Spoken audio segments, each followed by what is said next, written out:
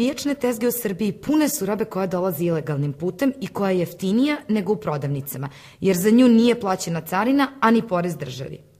Niža cena ipak nije uvek dovoljan razlog za kupovinu robe u čije poreklo i kvalitet građani nisu sigurni. Bojim se, iskreno kažem, ne uliva mi sigurnost, šta vredi.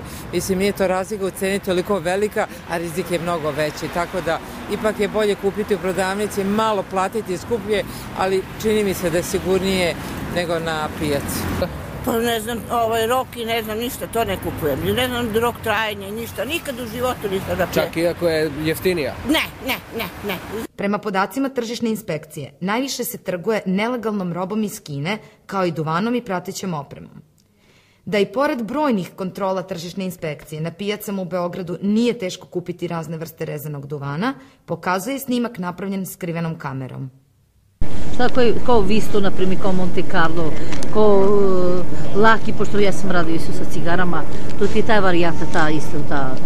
A imam, na primjer, kao Dvina, kao Bez, kao Klasik, možda probaš. Ali imate, ima smatane cigare, ali imate nešto da probam, a? Ja mogu da ti pravim da probaš, nije problem.